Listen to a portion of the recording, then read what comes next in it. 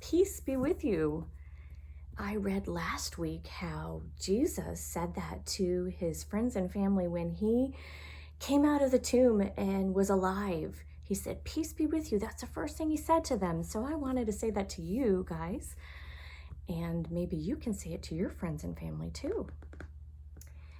Today's book is Waiting for Wings by Lois Ehlert.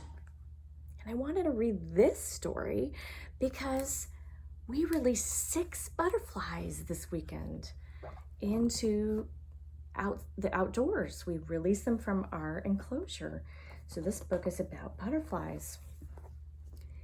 Out in the fields, eggs are hidden from view. We can't see them. But do you remember when I purchased 2 milkweed plants and we washed the plants, getting the aphids off, and we discovered one little teeny egg underneath one of the leaves?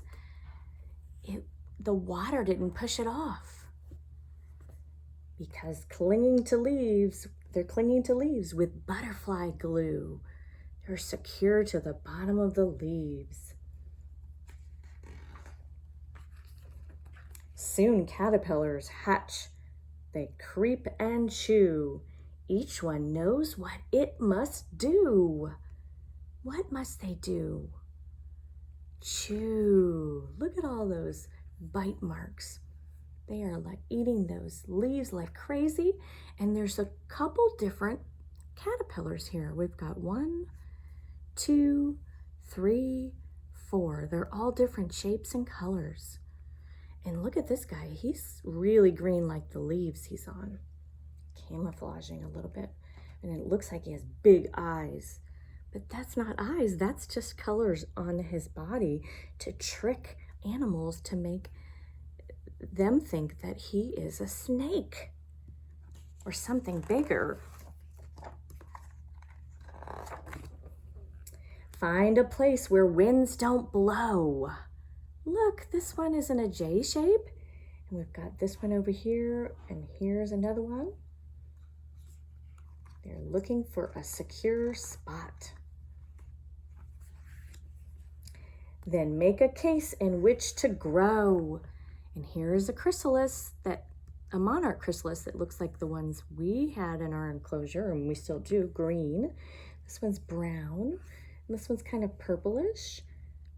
And this one is brown and reddish a little bit with a band attaching to the stem. You see that? That's so neat.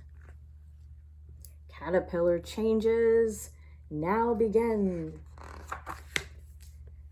Body and wings take shape within. So look, do you see the orange in this chrysalis like we saw? It went black and then there was a little bit of orange on the bottom. Those are the orange wings. And then this one, if you see, oh my goodness, there's a head popping out of this chrysalis with the antennas. And this, we see wings in there. And here I see a head and antennas popping out. When it's time, each case is torn. Wings unfold. New butterflies are born. Look, it's a monarch like the ones we were growing. And here is another type of butterfly. At the back of the book, it will tell us what kind of butterflies those are. And this one too is a different one. And another one. They're all different colors. And this book is interesting because it has the small pages when the butterflies are changing, because the plants weren't changing. It was just the caterpillars and the chrysalises and the butterflies changing. The plants weren't changing. They were staying the same. So now she's going to zoom in on the butterflies. Then hungry butterflies head for the sky, looking for flowers with nectar to eat. So this is the same butterfly, and this is the top. And then when its wings go up, close up, this is the bottom. So it's the same butterfly, but open and closed, so that you'll see a little bit of difference from the bottom to the top. They catch a whiff of something sweet. So here we are. They're closed here and they're open here. And I notice with monarchs, they're lighter on the bottom and they're darker on the top. They follow that fragrant scent of perfume until they find our garden in bloom. We've been waiting for wings. Look at these butterflies enjoying the beautiful flowers.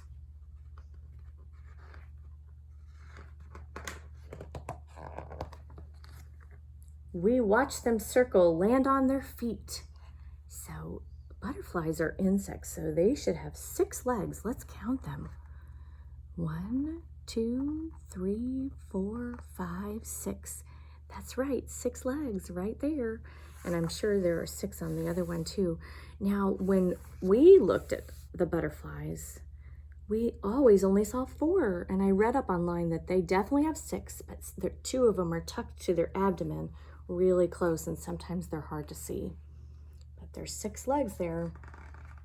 And if you look, he has like a little bit of a tongue coming out to sip the nectar, and there's a name for that. I'll read it in the back of the book. Unroll their tongues and begin to eat. See, they're all sipping the nectar. Now look at this guy. These butterflies are similar colors to the flowers they're sipping. Do you remember what that's called? Camouflage. When animals are the same color as the surroundings, they blend in and other animals can't find them. They cannot see them. They hide a little bit amongst where they're living. They dip and sip. So look at our butterflies. Can you find them in the picture?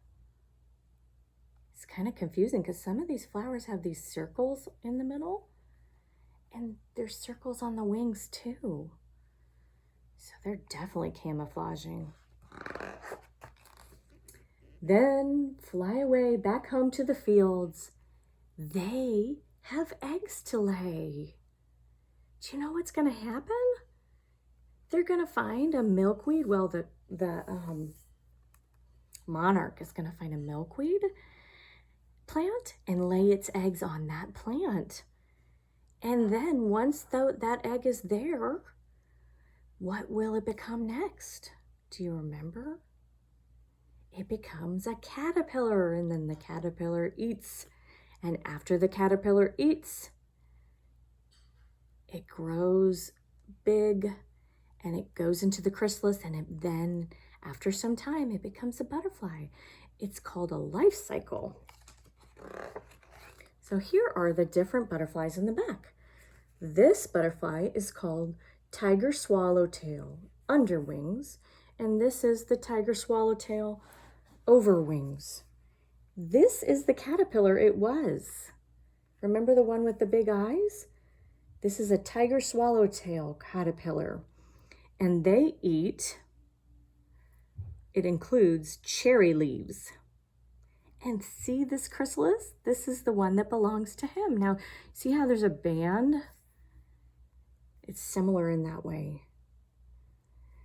And here is a monarch, like the ones we're growing. And that's their chrysalis, and they like milkweed. And here is the monarch caterpillar. This is the top, the overwings, and this is the underwings. And here is called buckeye. This is a buckeye, and this is the overwings, and this is the underwings, and they like plantain leaves. Plantains are a type of banana that's grown in the Caribbean. It's a harder banana and a bigger banana. And those, let's see, and this is a painted lady.